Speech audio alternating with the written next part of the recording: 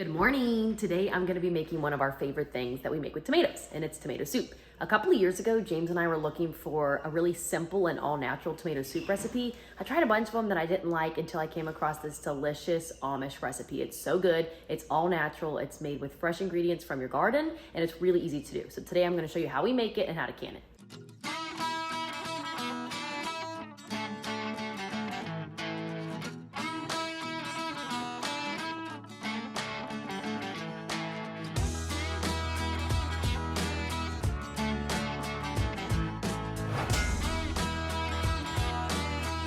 Okay, so here's your recipe and directions. You can screenshot this if you just want to go ahead and make it yourself. Otherwise, follow along and I'll show you how. First thing you're going to do is pick all of your tomatoes and rinse them off. I did that yesterday when I picked all of these fresh from our garden.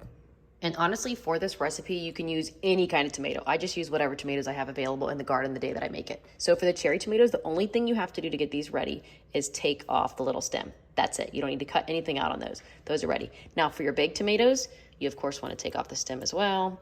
And then you're just going to core out this part. I will also say if you have any with nasty spots, you want to cut those out as well. But that's it. Then each one is going to go into the food processor. You're going to blend it up and then put it right into your giant pot so we can cook it. If you don't have a food processor, that is totally fine. For the cherry tomatoes, just cut them in half and put them in the pot. For the large tomatoes, just quarter them out and then put them into the pot.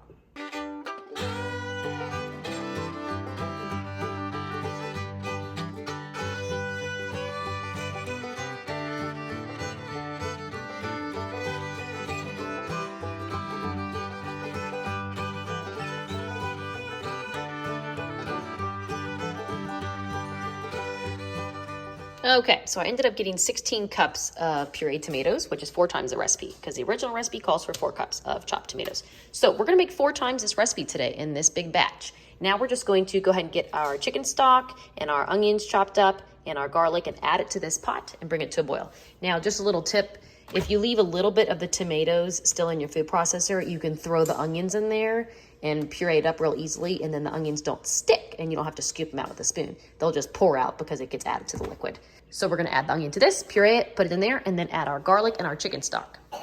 Now, because we're making 4 times the recipe, we should be using 4 onions. But honestly, I've made this recipe so many times. I've made it with the right amount of onions. I've made it with a half amount of onions. I never noticed a difference in the taste. So I'm just gonna use 2 onions. That way I don't waste so many because I'm gonna need a bunch of onions for some stuff I'm making tomorrow as well. So we're just gonna use 2 onions.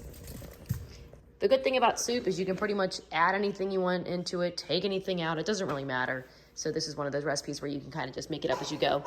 But if you want to follow the recipe exactly, you could do that too.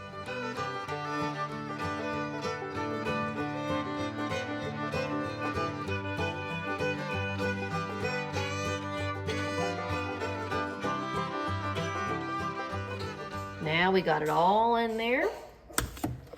We're gonna mix it up. We're gonna bring this to a boil and let it simmer for 20 minutes. While we're waiting for the tomato mixture to be done boiling, let's go ahead and sterilize our jars. So put all your jars in there. I've got quarts and pints, and we're gonna bake that at 250 for 10 minutes. We're also gonna get those lids ready by putting them in a tiny pot of water, bringing it to a boil. As soon as it comes to a boil, go ahead and shut it off, and those are done and ready to go. Okay, it's been simmering now for 20 minutes, so it is done. Now's the fun part. Now you're gonna make the roux. So put your butter in there and start to melt it. And then you're gonna add your flour. It's 2 tablespoons of flour per batch, and we're making quadruple, which is why I'm putting 4 of these in there. Okay, then you grab that whisk and just whisk the flour and cook it in that melted butter as it's melting. The roux is done. You can see it in there. I've had that flour and butter cooking for a couple of minutes. So now we're gonna add a strainer on top, and we're gonna slowly add the tomato mixture into it and mix it as we go.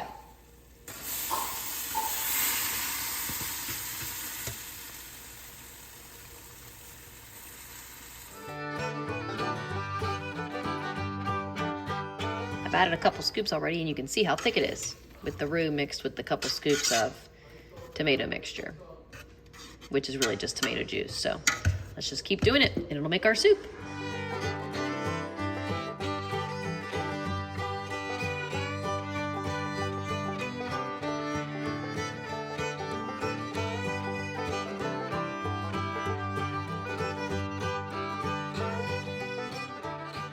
Now, with the last little bit that you add in there, you You just kind of have to work with it and just keep pushing it, because as you can tell, there's still juice in it. So you just want to keep pushing it down to get all the juice down into your soup at the bottom. Now, if you like a chunky tomato soup, you can add a nice big scoop of this into the soup. I love having a little bit of chunk in it, but my husband likes it to be just the juice, and he likes it to be thin. So we will not be adding any of that in this time, but you definitely can if you'd like to. Okay, so as you can see here, we pretty much got all the fluid. Now we just got this nice tomato paste mixture left over. Whoopsies, some fell overboard. But this is really good to put in baggies and freeze for chili bases for the wintertime. I love using that. But I've already saved a bunch of this from all the times I've made tomato soup so far this year. So I'm actually gonna feed this to my chickens because they absolutely love it. And it's a really good treat for them. But let's look underneath at the soup we just made because it is done. And it looks so good. Look at that beautiful soup. And when I serve it fresh, I usually put a little bit of heavy whipping cream into the bowl and it makes it really creamy, but man, it just has such a good tomato taste. Lastly, we just have to add our salt and sugar to our soup, and then we will be able to put it in our jars and can it.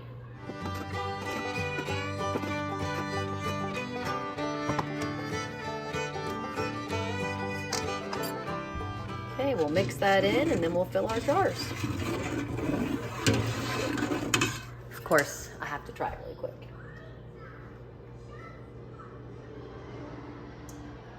Oh my gosh, it's so good.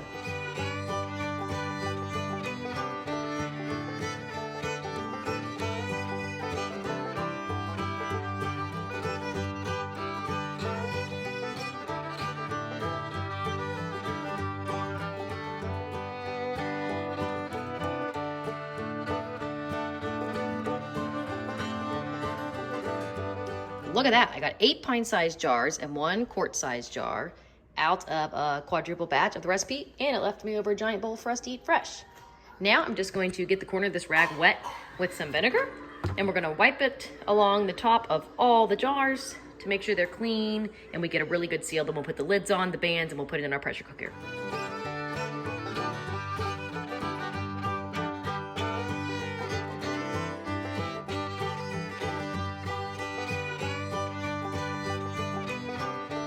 Okay, we got our jars of water in the pressure canner. We're ready to put the lid on and turn that heat up. Now we're gonna wait until the pressure gauge gets up to 11 pounds of pressure, and then we're gonna can this for 15 minutes. All right, we're here at 11 pounds pressure, so now we're gonna cook this puppy for 15 minutes. Now I've got it pulled off the heat source, and we're gonna let it cool down until that pressure gauge reaches 0. When it reaches 0, if you wiggle this thing and no steam comes out of it, then it's ready to take the lid off, and they're done. The pressure's down to 0. That means it's time to take them out. And here they are. Look at how beautiful it looks. Now it's kind of that orangish color because I had a mixture of yellow, orange, and red tomatoes. But if you used only red tomatoes, of course it would have a deeper red color, but I think it's beautiful. This is gonna be great in the wintertime to get a nice fresh tomato soup. Now it's the next day, and I did want to show that it is going to settle in your jars.